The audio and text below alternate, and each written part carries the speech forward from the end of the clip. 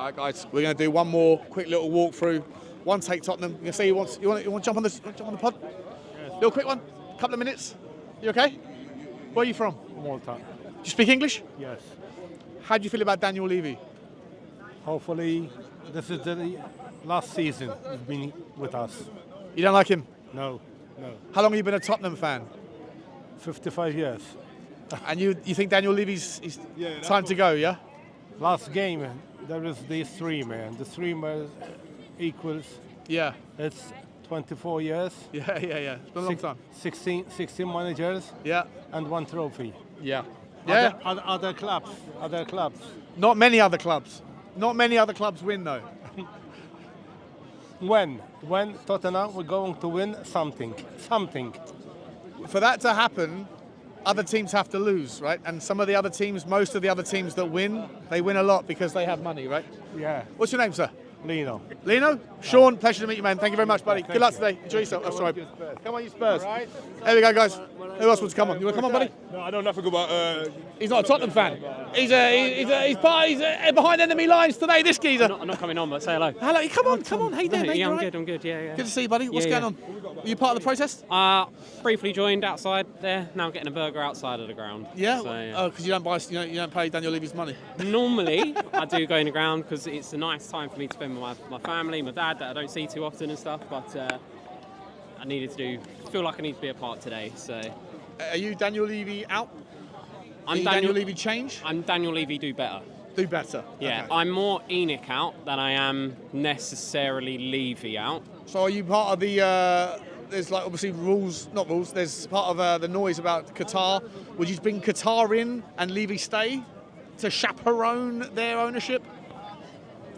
I would like Spurs to win in the right way. Organic? Yeah. Yeah. If we won something organically, that would feel much better than if we won with a load of money being dumped in from... But it's interesting, like, people think that the rules are the same as they used to be with Abramovich and Abu Dhabi, right? They're not. So like a new owner coming in doesn't mean that suddenly we can spend, that 500 million can't be spent on players. It doesn't work that way. It doesn't, but you have to say that we're in a better position than what maybe Newcastle were when they got bought over. Correct. To be able to spend a load of money. So there is that potential there for that to happen, and you have to credit the work that Levy and ENIC have done with regards to putting us in a position to be able to do that. My biggest problem with Levy, I just don't think he capitalises on what he's created. I feel like he's taken us from where we were to 90% of the way there. But is he looking at the law of diminishing returns and thinking, I can get us to top four with my mediocre spend or whatever, but then ultimately the amount of money it's going to cost to compete at the top end is going to cost X?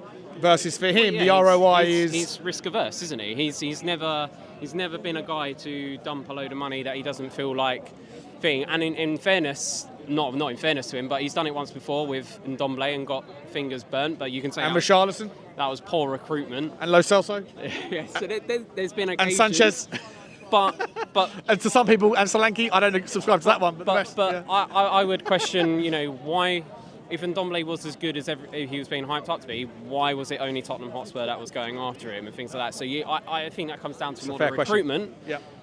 And who puts the recruitment in place? Buck stops at the top argument. Yeah, exactly. I hear you, mate. Yeah. I'm not hardcore Levy out, but he has to do better than what he's doing if we want to be a club that's going to be winning things and competing at the top. Okay, only a select few clubs do win things every single year. I think it's been 75% the same teams winning the trophies over the last few years. So yeah, I understand that, but we are a club that's always flattered we're there. We're always labelled in the Big Six, but we're the only Big Six club that never wins anything, and that is frustrating, especially when you're paying the second highest season ticket prices in the whole of Europe as well. I genuinely do think that the notion of the Big Six is a fallacy, and the fact that Tottenham are included in it is actually it's harmful to Daniel Levy's plight. He should start a marketing campaign about the Big Five just to separate himself. But the Big Six was never something that was created by Spurs fans.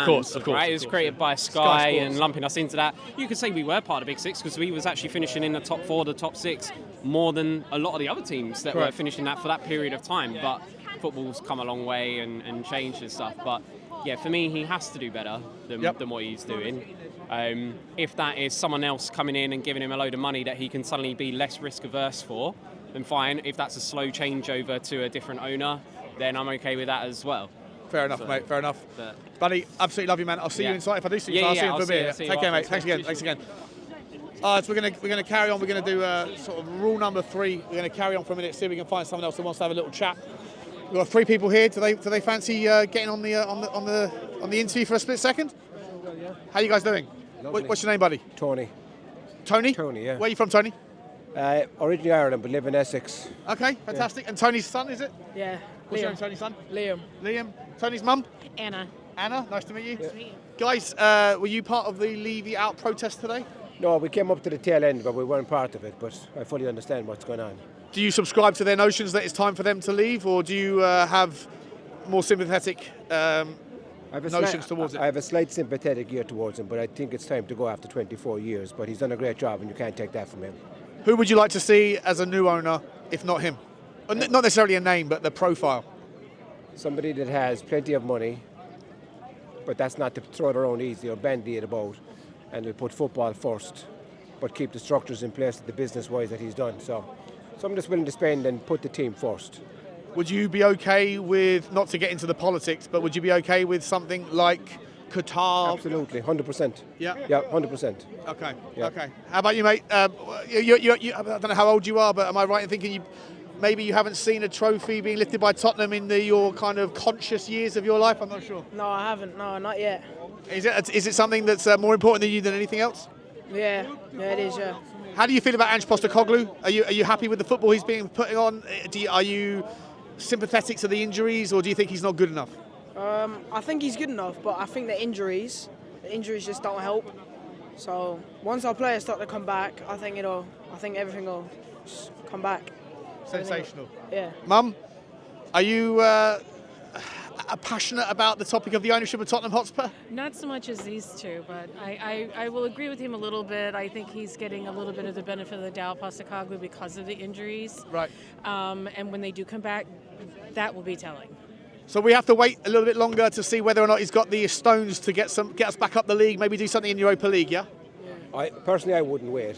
Oh, you want Ange out? Yeah. Well. Oh, family dispute. I love this family divide. And I would have had him out after the Everton game. Really? Okay. I would, yeah. Who would you like to see in instead? I'm not. Well, anybody but Ryan Mason, and that's not disrespect. no, that's not disrespect to Ryan Mason. I mean, I've been following Tottenham 50 years, and it's not disrespect to him. But somebody can do better with the team we have. I wouldn't wait till the Europa League. It's too important. And I think if so, you have that even with a stronger 11, you still think Ange hasn't got the right tactics. Well, if you look at the goal, the second goal last week against Aston Villa. Yeah, Villa was horrendous. Our full back was in the all inside left position. Yeah. Ball over the top, and and that's the way he plays, and that's okay. But you got to be able to deviate slightly. Just move a small bit. So. Any particular manager that you'd like to see come in next? Yeah.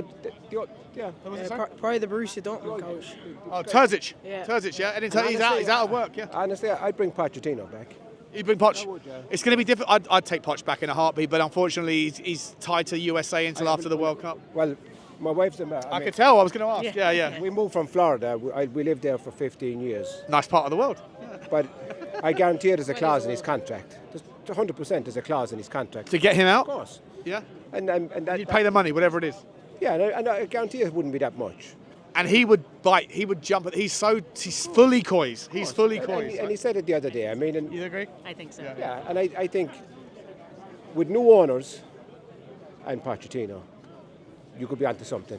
I think if Levy stays, it might be somewhat difficult because is Levy a problem as well, getting Poch back because of their relationship? No, I think they'd be fine. Listen, in business, there's stuff will. There's no hard feelings. No, of course it's not. No, of course it's not. Absolutely, too much money at stake. Yeah, of course. I'll get you, so guys. Might take it, Pochettino. I love it. And the Qataris. I'll take that all day long. I will take that all day. Qatar, listen, if you're listening to Qatar, we can get the air, we get the Qatar Stadium. We'll still call it White Hart Lane, but the rest of the world can call it Qatar Stadium, whatever. It's absolutely fine. We got to stay up there.